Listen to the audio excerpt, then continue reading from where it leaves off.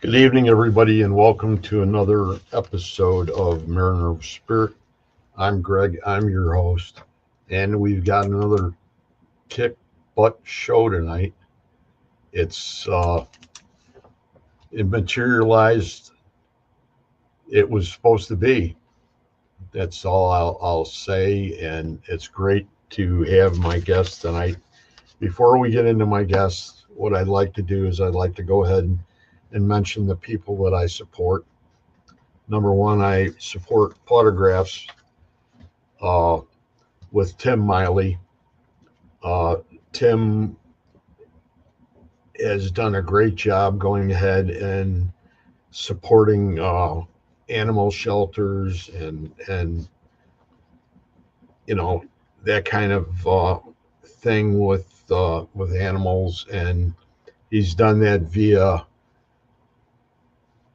fundraisers, and he has a actual event that he hosts, and he usually does about 4 or 5 of them a year, and it is called Photographs. And what it is that he goes ahead and has various peoples from the paranormal community that come and speak at his event, and it's usually at a haunted location, and it's a great time. So if you get the opportunity to reach out there and join them, it's a great time.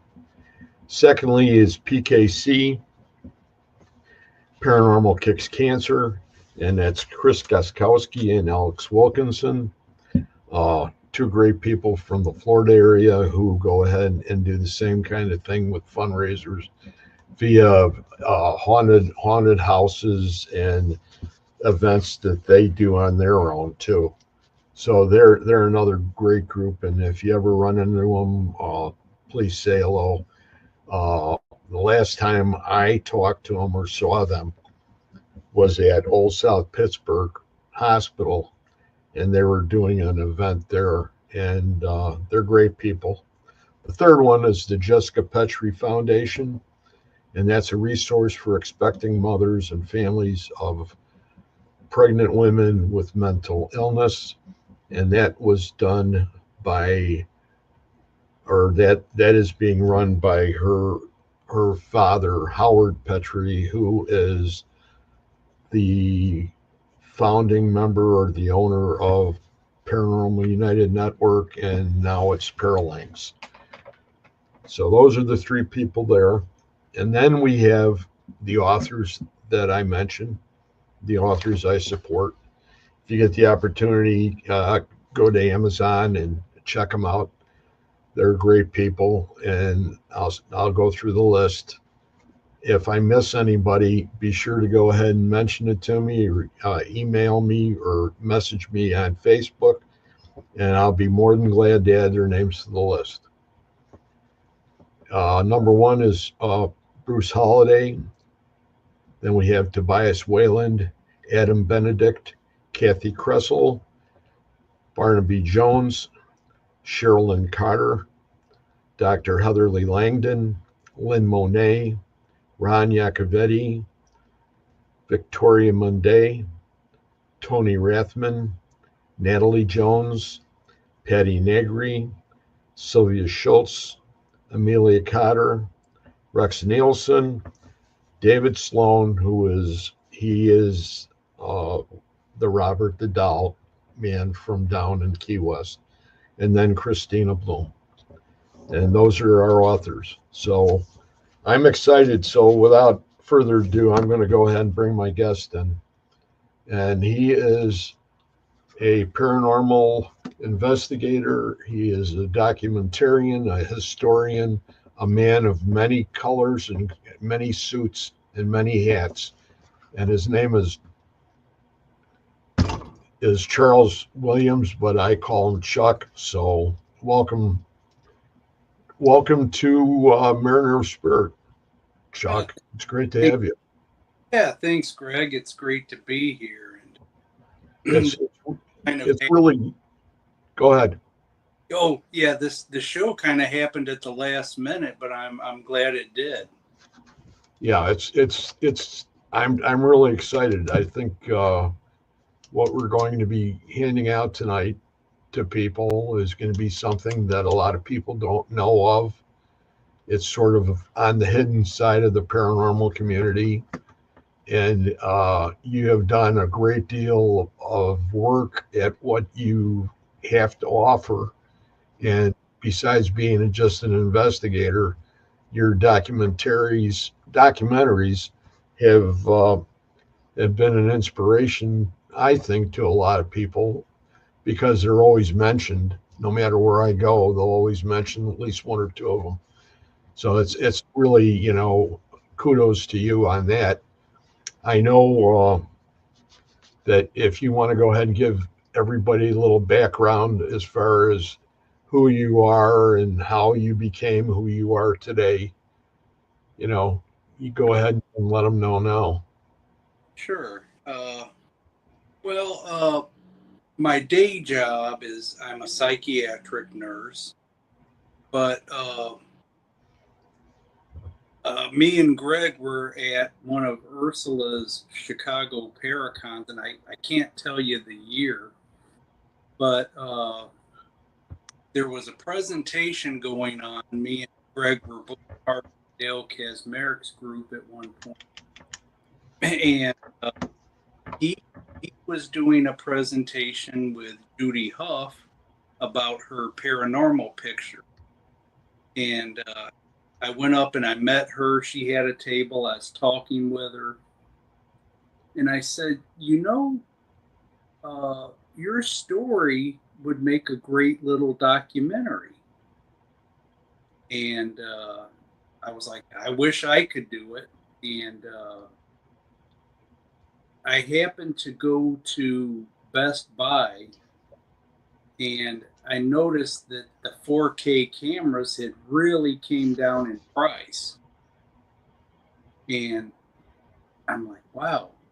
So I saved up my shekels and got a couple of cameras and started to get some more equipment. And I said, well, why can't I do this documentary? We already knew Dale, so I knew he would want to be a part of it. And I got a hold of Judy through Dale, and she was all up for it. So that's how that first documentary came into being. It's called 1,000 Words because it goes off the old saying, a picture's worth 1,000 words. And the whole cover of the DVD is Judy's famous or infamous picture. It has sure brought a lot of controversy. Some people say it's the greatest example of spirit photography, and other people say, oh, it's a shame.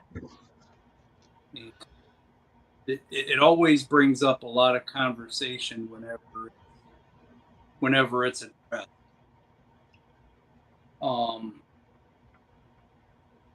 And just a word of foreshadowing.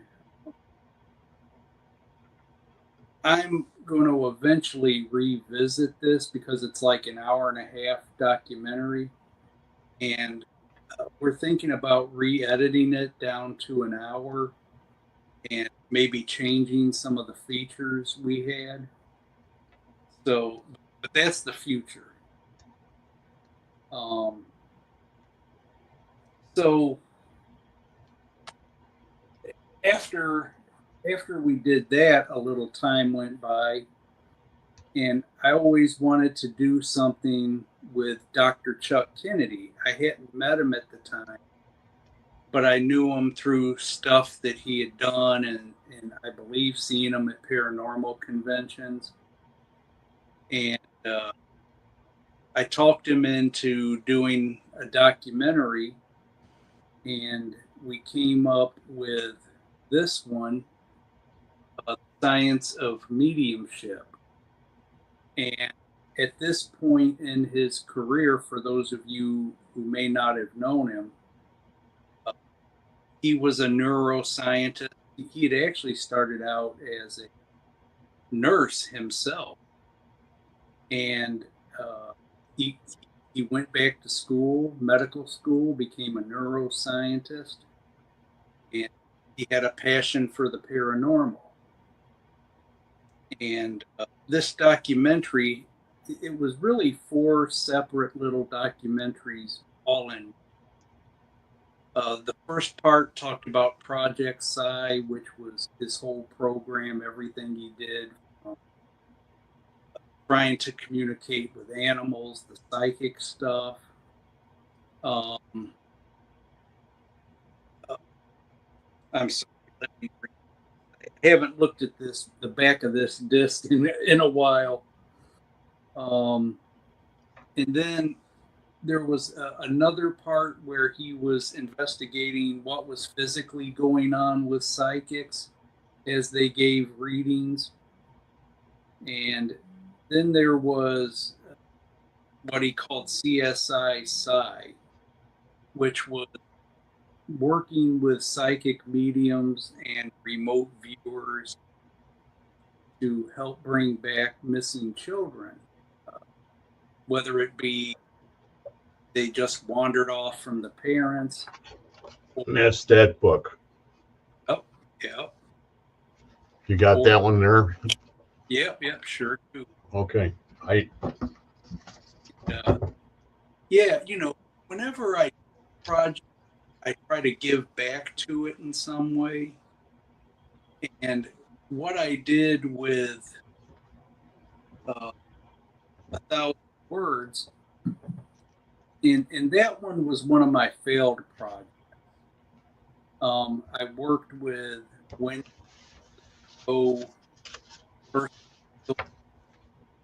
and the Midlothian Historical. And what we were going to do is set up a program with the Cook County Sheriff, because as you know, Bachelor's Grove has had stones go missing over time. And I don't know if people took them and put them in their garage or what they did with them, but we were going to set up a program that people could return them, and the Midlothian Historical Society was going to be a repository. Well, there was a group of circumstances that program just didn't. But for the Science of Mediumship, Dr. Chuck ordered the remote viewing class. And he says, you don't have to be psychic to do this. That's good. I don't have a psychic bone in my head. So I took the remote viewing and I helped out with that. But sadly, Dr. Chuck passed away from natural causes about a year ago. So this was the one and only project I got to do with him. And who knows, these may be collected someday, just because after this run,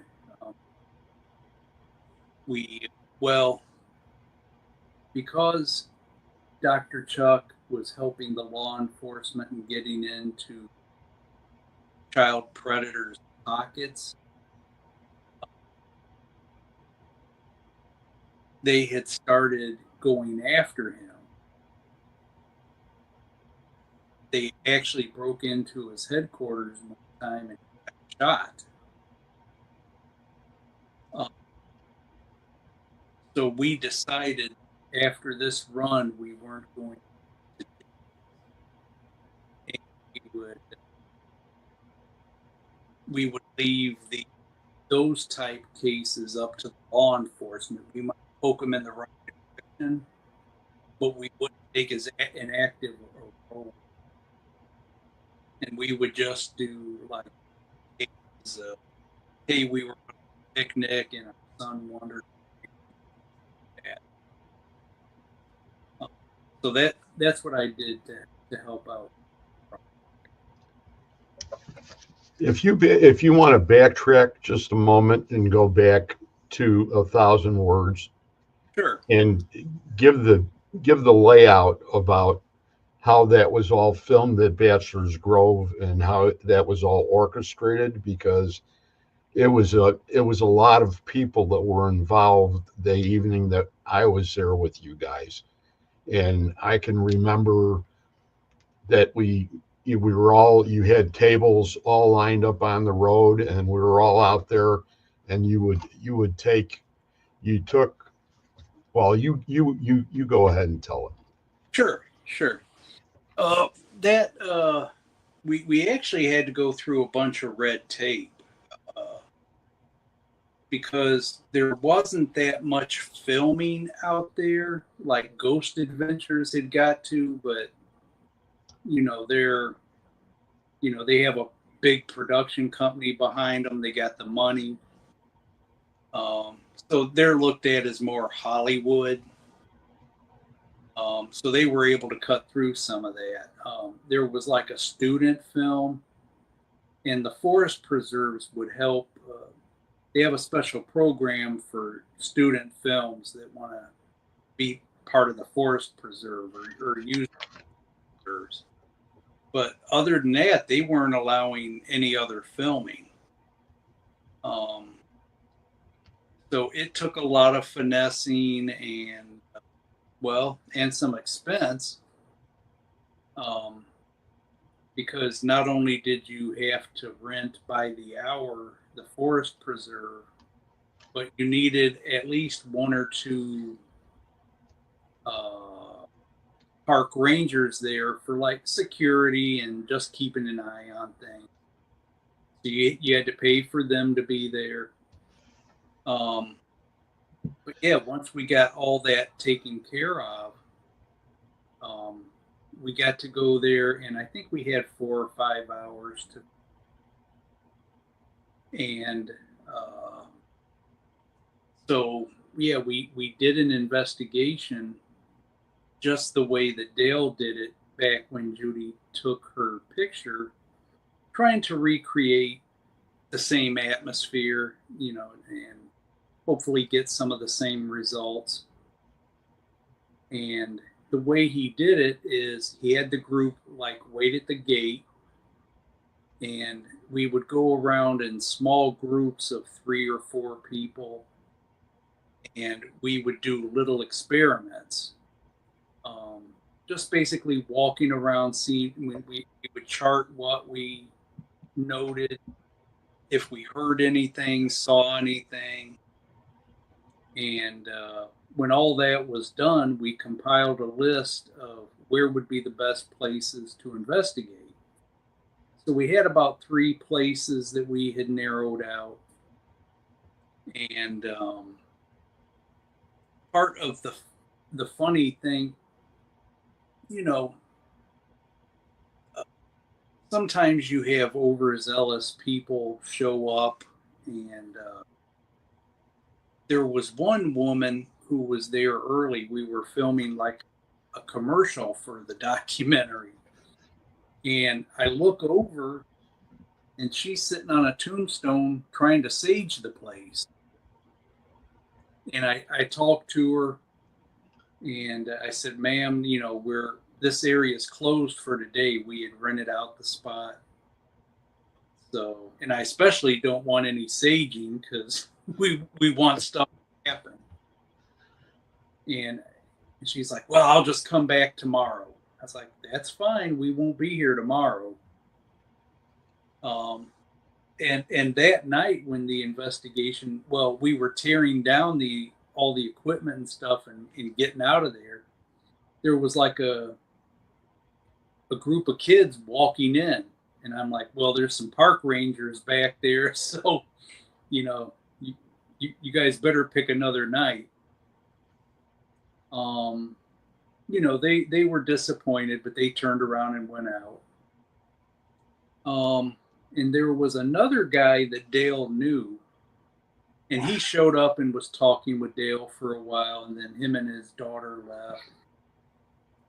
And when we were doing that first part of the investigation, and I believe it was at the stone that the spirit's supposed to be sitting on, we hear like some noises coming from the back area by the lagoon. And I'm like, and that was going to be the next area we investigated. And I'm like, if we're hearing stuff now, all hell's going to break loose once we go back there. Well, somebody had a real bright, big flashlight. And when we got back there, it was the guy Dale was talking to, and he had somehow snuck around and got back there. So, we had the park ranger get rid of him. And, that's just some of the stuff you run into when you do this.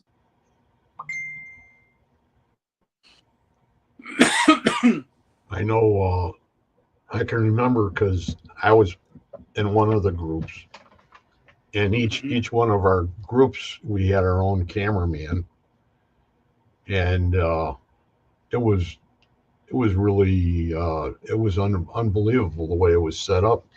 It was, to me, it was super professional, and you had everything set up to the T, and it was a shame that he had crawled in back there. But I never heard the rest of the story about the Sager, because all I saw, we were out in the road, or, where we had the table set up, waiting because you guys were going to film the Madonna, the girl that was dressed up as the Madonna, and she was going to sit on the stone and everything. Yeah. And when that was going on, and then all I remember seeing was this woman that was running out of the cemetery, and she had her sage stick going. She was going between her legs, up and down, and it was like, what in heaven's name is going on? Yeah. But it was a great occurrence. We had Reverend Christina, who is now Bishopric, and she gave the prayer, and we were all around in a circle in the beginning, and she blessed everybody, and she handed out medals that were St. Benedict medals to everybody that was going on the investigation, so everybody was protected. And I thought that was a neat part too. Yeah. But then go on. I just was interjecting there for a minute. Yeah, and that's another way we gave back. She gave a blessing of the cemetery. So that was another. And then the third one, which we'll do another show on. I know you were interested in this topic. The documentary about the circus train wreck, which I called The Day the Circus Didn't Come to Town.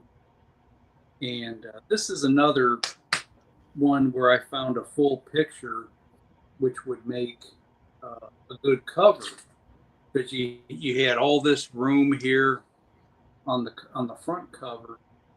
Back, this side of the picture is kind of washed out, so we were able to put writing and the pictures there. But basically, the story of this one. And we also had a second disc with this one, which the showmans are there was a group of historians and the Chicago, or not Chicago, the Hammond Historical Society did at the 50-year mark, they did a 50th anniversary ceremony at the location where the wreck happened, and they laid a wreath. So we kind of matched that at the 100-year mark. We got to do, the city of Gary really worked with us really well. We got to do, on the night of the 100-year mark of the train wreck, we got to do an investigation out here. Then that morning we had the 100-year anniversary, and Gary's mayor showed a preacher from the same church that was at the 50-year mark. They had a preacher came out, Richard Little, who wrote the second book on the train wreck, he spoke. And we laid some wreaths out there as well. But the main story about the circus train wreck, and it still is on the books as one of the worst train wrecks. The Hegbeck Wallace Circus, this was 1918, and they had just did a show in Michigan City, Indiana, and they were traveling to Hammond to do their next show. And over time, it's been accidentally called the Hammond Circus train wreck because that's where they were. But the train wreck actually happened here. It was the Hagenbeck Wallace Circus. And as part of the documentary, we also got to go to Peru, where their headquarters was. We got to film there. It's now the International Circus Hall of Fame. And you can go there and you can see things from their history. On those.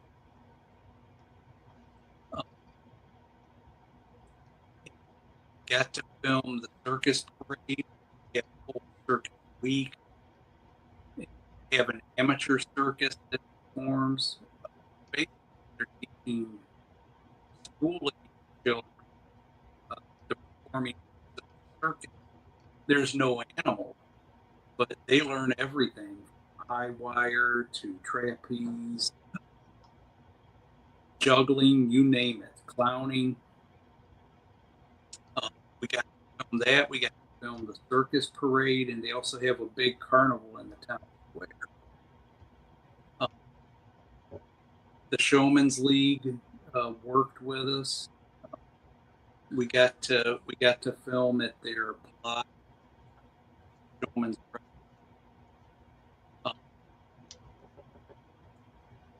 Forest Park's mayor spoke with us. Or mayor spoke with us. So, yeah, we had 3 of the 4 cities' mayors work with us. And we also got to interview for International Clown Week. They had worked with the Showman's League, and they used to perform. Some circus performers used to come to Showman's Rep, and they would perform their parts. They had food, games for the kids, and giveaways. And so we got to show some of that as well.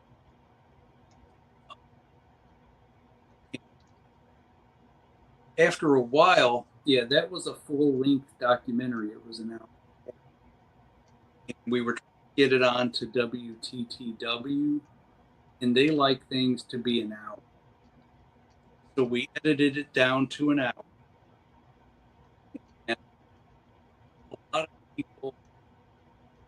a lot of directors have trouble cutting it. You know, it's like, oh my God, my baby. I don't want to cut my baby.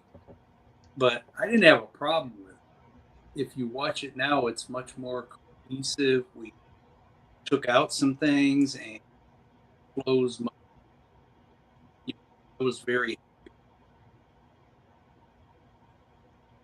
And the If newest, you could, Chuck, if you could come a little closer to your phone, maybe that'll work a little better with, because you keep on coming in and out again. And how about there? Try that and try talking from there. I hate to put you in a position like that where you're yeah, not that comfortable. Try it now. it just may be the reception or something. Yeah. I'm not sure. Plus, you know, me and you discussed it. You know, you got your setup, but yeah, I'm just talking over my phone. Um, So everybody knows that's in the room, that's the situation. yeah, and But then you're coming across good. okay, good. I think. And yeah, the newest documentary we're working on is Diana of the Dunes. Um, we my initial thought was we had a panel interview with some historians, a park ranger, and we were going to use that to link up the whole documentary and add in different things. But that we ended up filming about 3.5, 4 hours of conversation. I'm sorry. That's okay. So I kind of changed my mind on what we'll do with that documentary, where we'll focus more on some of the other topics. Like we know where her second cabin was in the dunes, but we don't know where her first one was. So it's going to be called In Search of Driftwood, which is what she named her cabin. And what we did, we made a 2-part. Yeah, I mean, this one's not really going to be for sale, but we edited down. Excuse me. Yep. That whole conversation on her life to an hour and a half different. Um, and it's going to be more of an educational disc that we're going to give to the people that were involved. We'll give the Dune historical societies and you know, anybody else that might be interested in a educational type video. Now, talking about her story, I guess we should have did that first. She was one of the first big paparazzi stories. You know, we're talking World War One. So when did World War One break out? 17, something like that, about the same time that those Yeah, you're right. troop trains came through. So yeah, her story takes place somewhere around the Indiana dunes aren't. Then they weren't like they are now. Kind of swampy. 1220 didn't go through it. Now the South Shore did. And that's where like the Prairie Club from Chicago and early outdoorsmen, how they would access the area. Now some people did live out there, but there were a lot of hunters. Fishermen would go out there. They put little huts on the dunes. And there were some hermits. But with her story, what brought it to light is there was a little store in Chesterton, general store, and I picture something like Sam Drucker's on Green Acres. And all these fishermen and hunters are coming in wanting to buy binoculars. What the hell's going on? So finally he stops one up, and the guy's like, well, I don't know if we're going crazy, what we're seeing. I don't know if it's a mermaid or what, but we're seeing what looks like a nude woman swimming in the lake. Now, that might even shock you today, but for the time, that was startling. So word eventually gets back to these fishermen's wives that, hey, your husband said he was out fishing, but what's he doing out looking for a new? They get outraged, and eventually a reporter from what became the Chicago Tribune went out there with a cameraman, and they found her. And okay, she had hermit-like qualities, but this wasn't somebody who's off their rocker, just wanted to be true. Lo and behold, she graduated from University of Chicago Phi Beta Kappa. She had worked in Washington, D.C., basically crunching numbers for star charts with the U.S. Navy. And at some point, she just got tired of not making enough money. There was a failed relationship. There was a whole bunch of things that made her decide. And another point we bring out in the documentary is I think she went to the dunes and she was suicide. She was what? But when she got out there, something happened and she's like, I think I'll see if I can make a go. I think I like this. Like I said, she became one of the big paparazzi stories. And there was, over time, a lot of ghost stories crop up. And, you got to sift through some of them. One of them said it was like a Lassie story.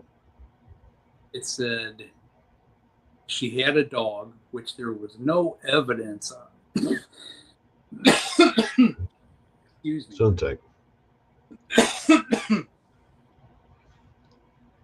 Which there was no evidence that she ever had a dog because her life was covered in the papers.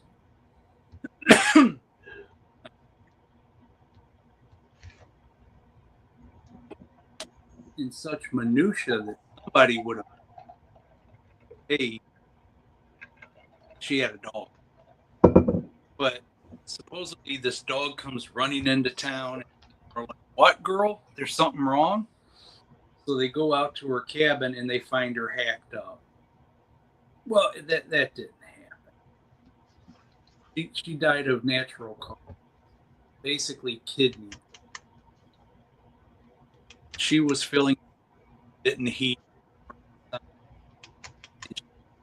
Doctor. By the time the doctors got there, there wasn't anything they could do for her. And her story kind of lends itself to a ghost story. Her kind of common law husband, he was kind of wandering around lost after that. So it's kind of a Wuthering Heights type thing. She wanted to be cremated on Mount Tom, the biggest dune out. But the family had her buried in Gary in a regular cemetery. So there's things that kind of lend itself. And we got to do I'm sorry. That's okay. Take your time.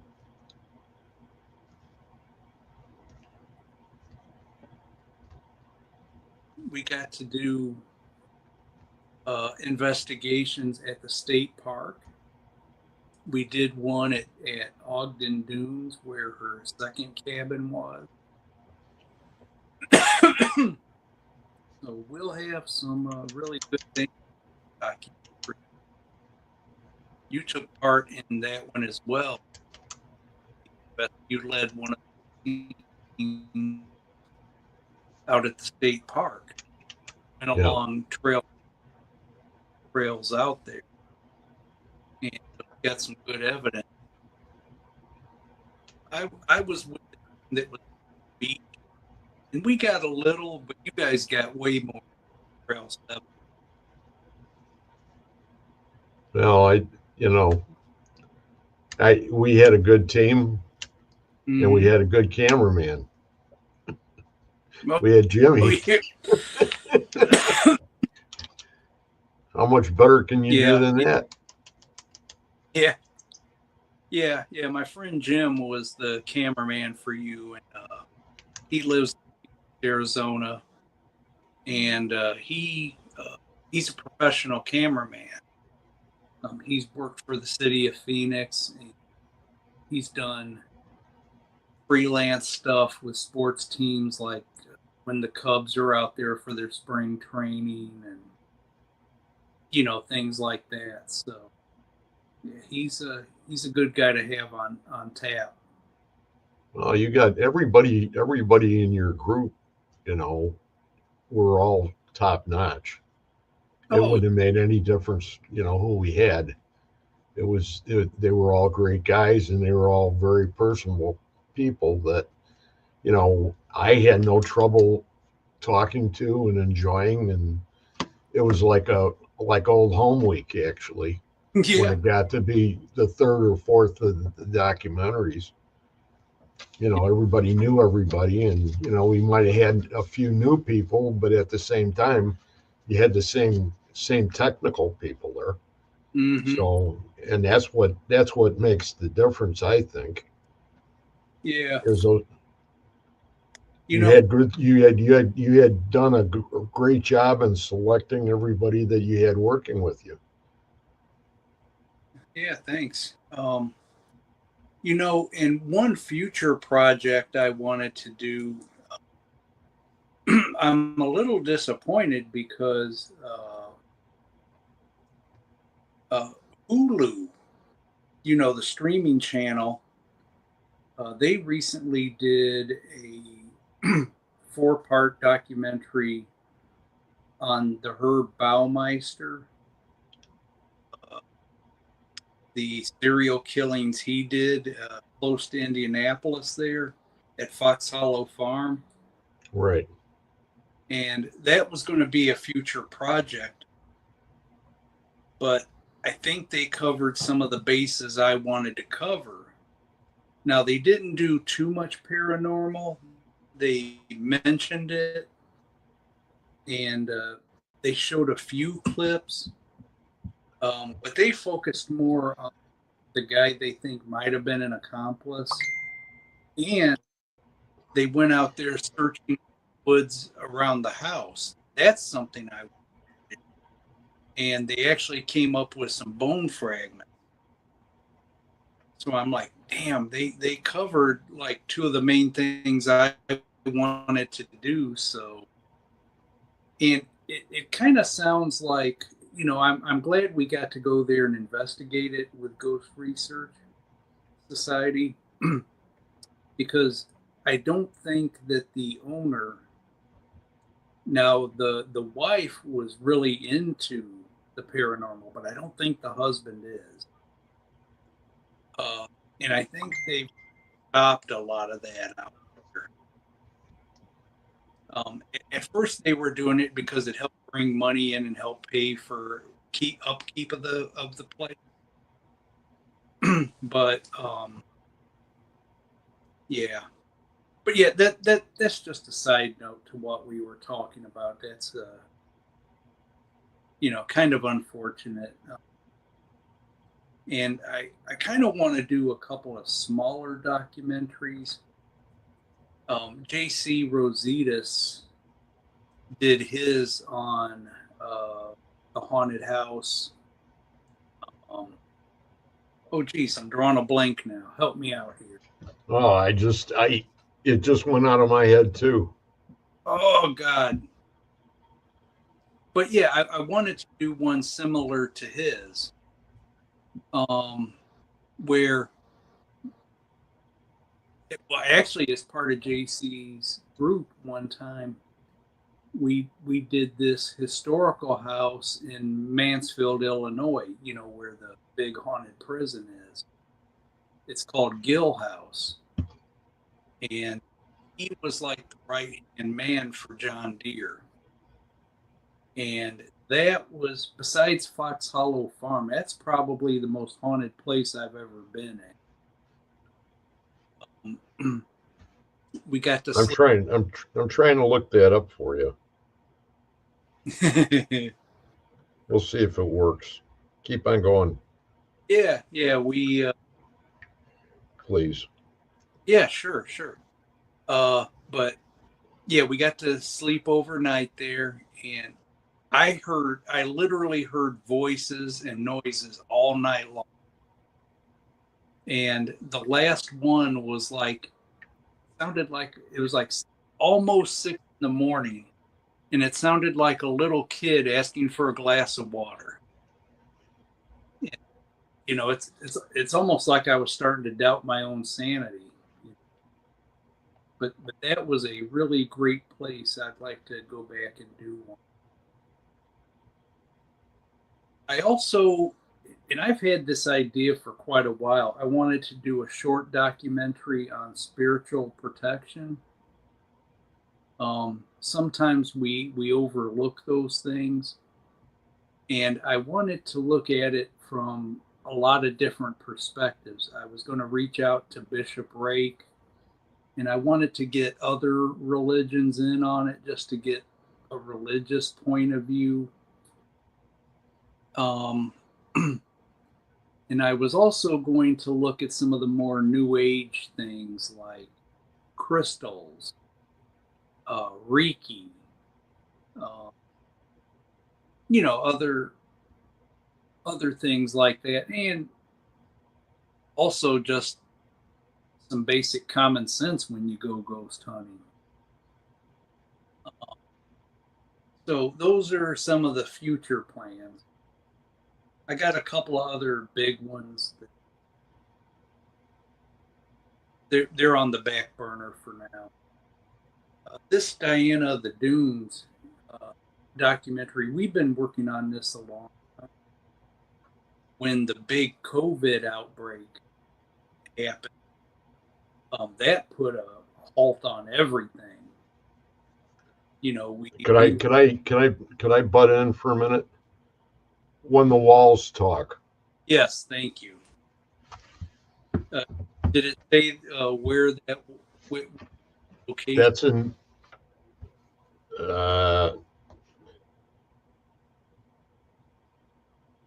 me go back to it again. Let's see. It was like a Victorian house. It's a haunted location in. Isn't it Indiana? Yes. Or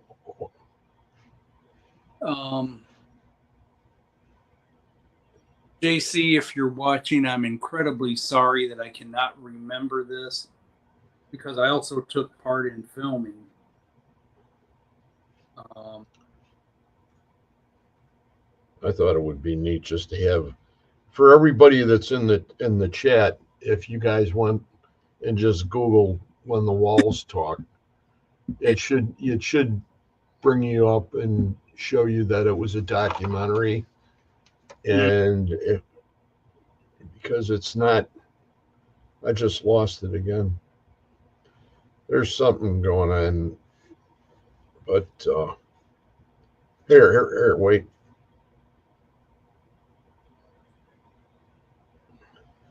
Whispers Estate. There you go. Oh, geez. I'm so sorry I couldn't remember. Hey, that's okay. That's, I know, you introduced me to him. He's a friend of mine. He's a much closer friend of yours, and he's a great he's another great documentary kind of guy who's Mm-hmm. done some great work, and that's a work that for the people that haven't had the opportunity to watch it, it's on Whispers Estates, which is a haunted location in Indiana. And if you get the opportunity to go there or just to watch the documentary, it's on IMDb. Okay. So you could go ahead and find it through there.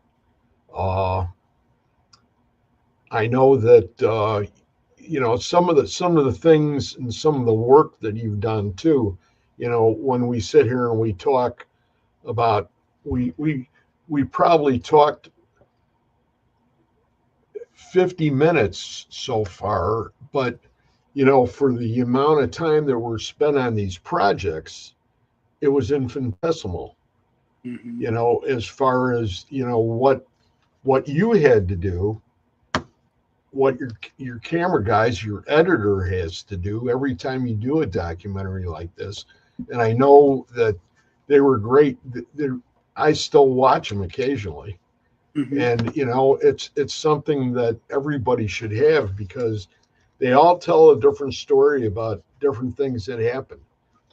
And my dates are off, and I apologize for that because it was, what date did you say it was? 19 for the circus train? 1918. 18. And I put down on the bottom down here the train crash of 1917. Well, you're So close.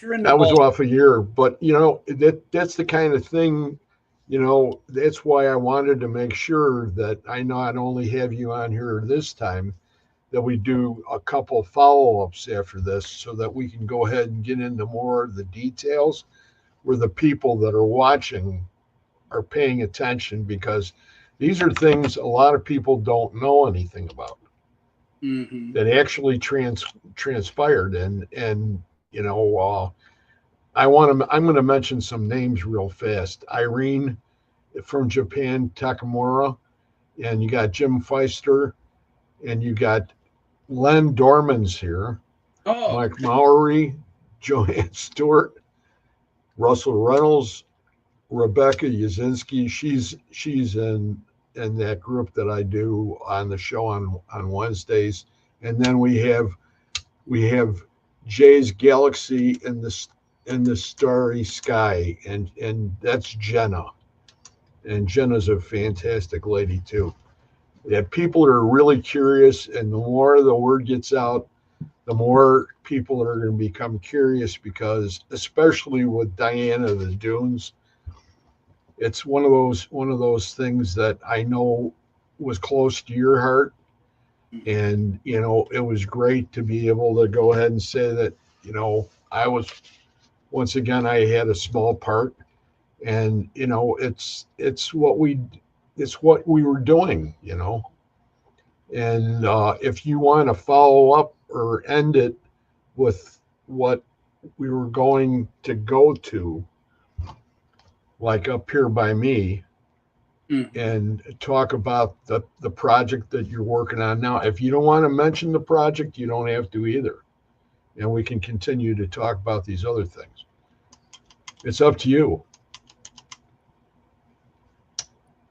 If you don't want to, fine. I'm sorry. I lost my track. Were, uh, were you? When the last time I saw you, Okay. Yeah, yeah. We can save that one since we okay. so much about the But doc. the you know the whole story, not only there's some follow-up stuff that we can mention as far as the train crash was concerned, because there's a lot of people that, you know, we were extremely fortunate to have witnessed the 100-year anniversary, and you could tell the people about what happened that night when the hour the it came to the time. Yeah, yeah. We had a lot of rain that evening and night. And I could see by the weather report we might have a couple of hours of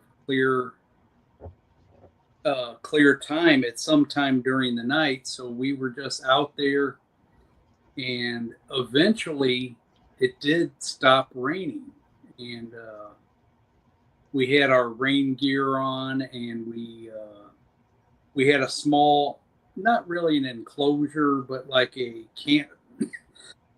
a canopy with a couple of tables for the equipment, and we actually got some good stuff out of there. Well, when the hour, when it came to the time that it happened, there was a train that came through. Yes. Why don't you tell everybody about that part? Because that's still, I can see that like it was yesterday. Because he had the bell going. Right. Remember? Yeah. It was just a coincidence, really. But was it? Yeah. No, that wasn't anything planned or. I thought it was. No. If it was, there might have been observers out there. But it just so happened that a train went through at exactly the time of the crash. So yeah, that was just one of those odd synchronicity. It's called a synchronicity. Yeah. That really becomes very interesting when you think about it. But it was a monsoon. But anybody that's ever experienced a real monsoon, that was a monsoon that night. Yeah. It was like a cow peeing on a flat rock the whole entire night. Yeah. And funny, like we wrapped up and we were trying to hustle because it started sprinkling again. And by the time we got everything packed away, it started raining again, and it didn't stop till in the morning. And we were setting up chairs and getting everything ready to go for this 100-year ceremony. And then the sun came out, and we dried off the chairs, and we were able to do that. But my poor crew, some of them, JC and some of his guys, were soaked all the way through.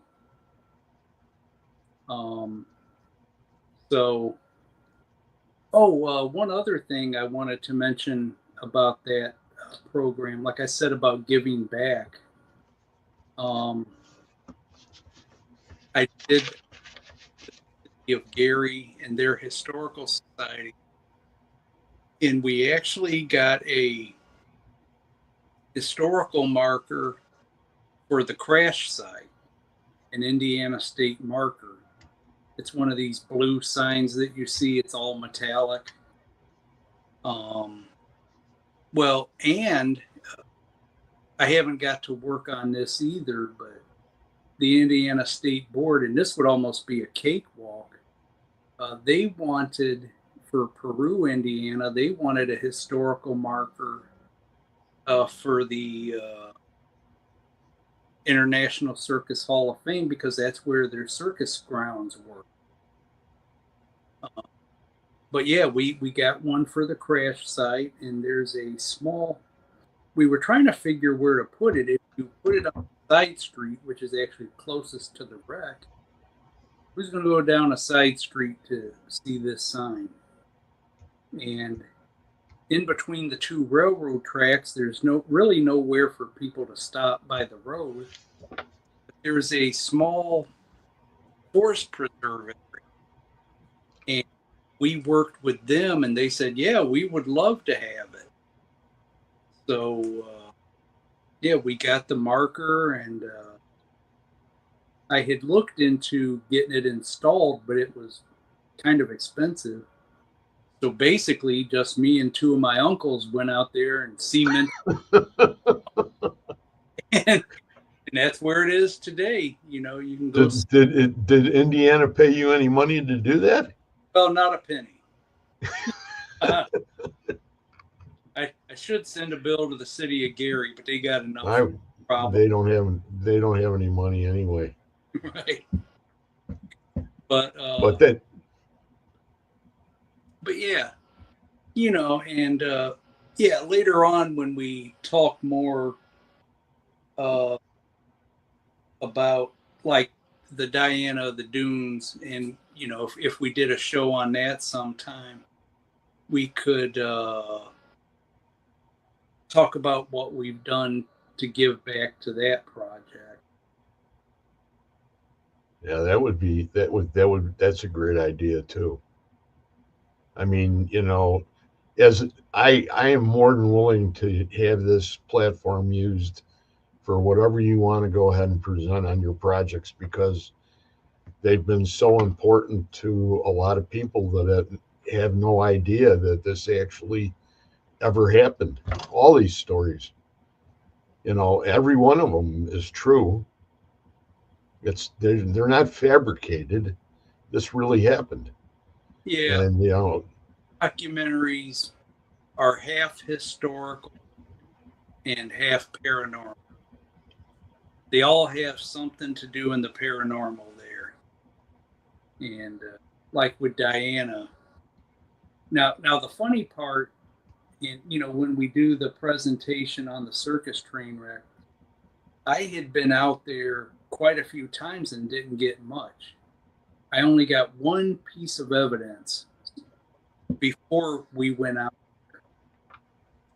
I was out there by myself during the day, and I didn't hear or see anything at the time. But when I get home and I'm listening to the evidence, I'm like, wait a minute, did I hear what I just heard? And I had to play it back 2 or 3 times just to verify. And it was a gruff male voice.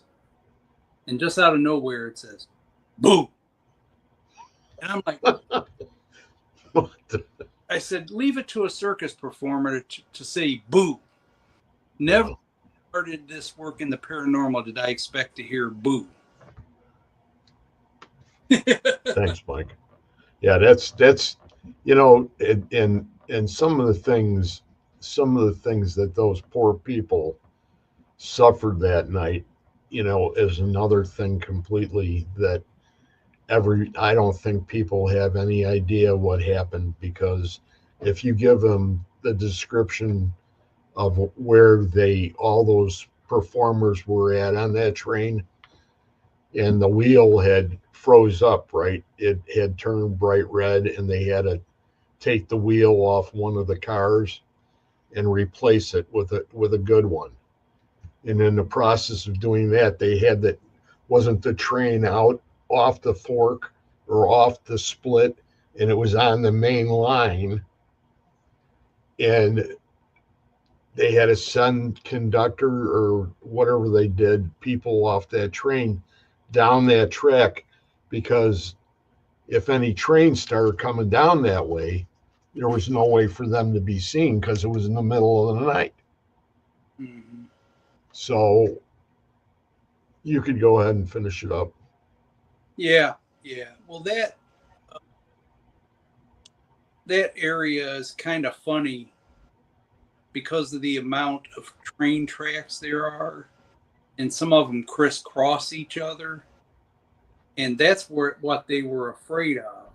There was another, like the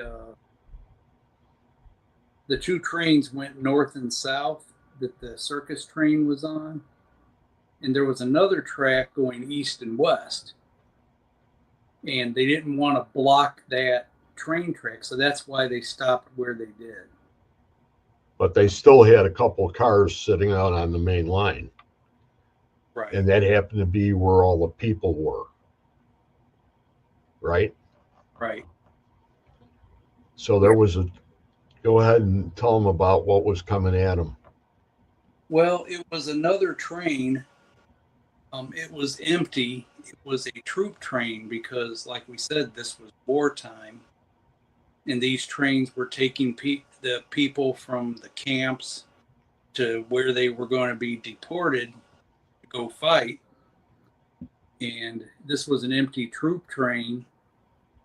And the guy running that train, it was just him and the stoker, and he had been working a lot, and he basically fell asleep at the wheel. So he didn't see the warnings, and they just plowed into the back of the circus train. And, like I said, how stories get misconstrued and mistruths and things you got to spoon out what's not true. One of the things people said was there were circus animals running around in the forest preserves. Like, no, there wasn't. They had 2 circus trains, and the first one had like the kitchen staff, the tents, the animals. That one went through no problem. It's the one that had the circus performers that got hit.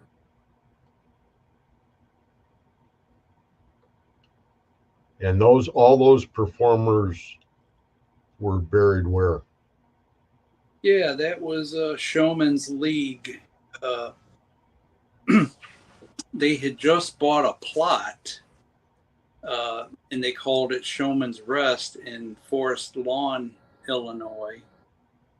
And the cemetery's name is Woodlawn. So they have a big prominent plot, and they said, hey, when they heard about the wreck,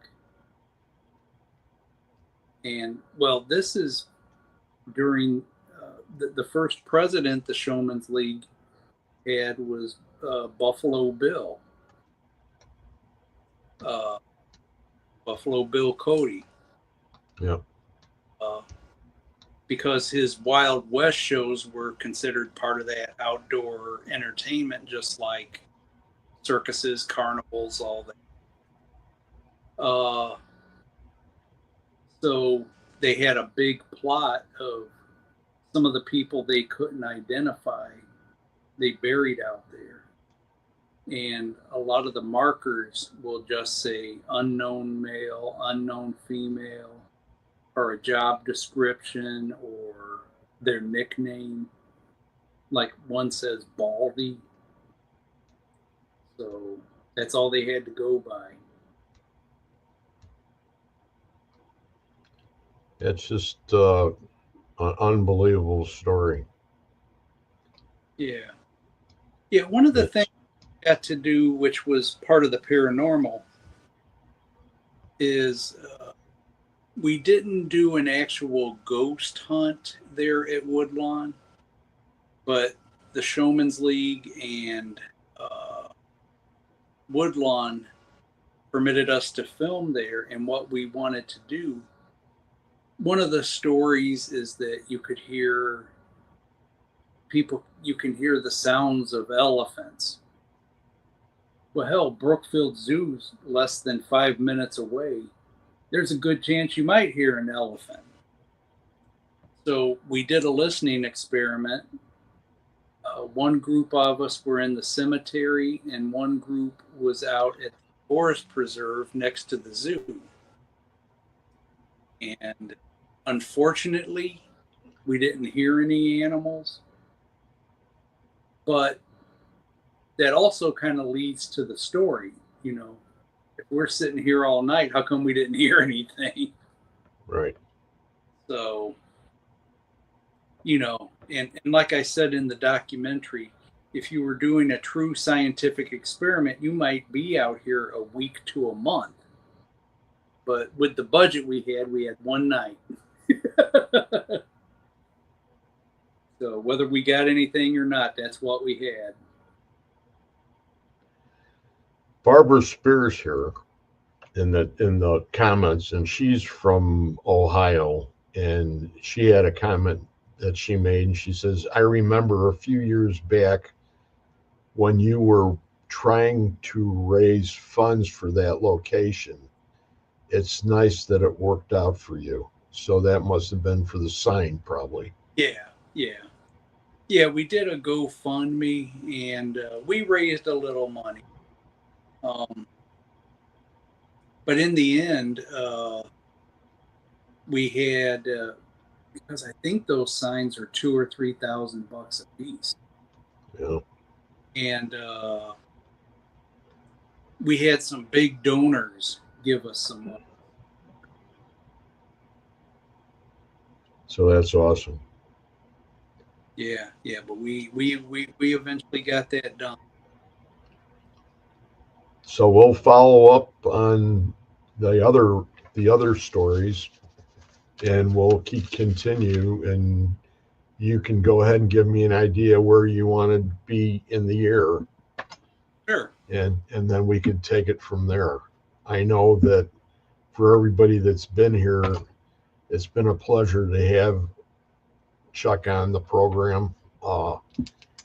I've been around him for quite some time, and we've done a lot of wild things together as far as the paranormal field's concerned, and we had a lot of great trips and a lot of fond memories. One of the things that I wanted to go ahead and bring up at the very end before we say goodnight is that there is going to be some custom merchandise that's going to be available for my two shows, One Spirit Connect and this show here, which is Mariner Spirit. And it's gonna have things like, keychains and coffee mugs and t-shirts and hoodies, sweatshirts, and things that all have the emblems on them and things like that. So that's going to be coming up from Supernatural Inc. And when that starts to come up, all you're going to have to do is get a hold of them and decide what you want, and they will take care of it. And it's been a pleasure. Once again, we had Mike Mowry, Barbara Spear, Irene Takamura. We had Jim Feister, Len Dorman, Joanna Stewart, Russell Reynolds, Rebecca Yazinski, and Jenna, the Galaxy in the Starry Sky. So thanks, Chuck. It's been a pleasure having you here, and it's an honor. This is what needs to go more on this type of show, is this kind of thing, this information that could be passed on to people to share these kinds of stories. So with that, you want to hang around for a few. I'm going to go ahead and shut her down. Okay. And say goodnight to everybody. And thank you very much for being here. Everybody, it's been a pleasure having you here. And we will see you next Friday with another episode of Mariner Spirit. So have a great evening, and we will see you later.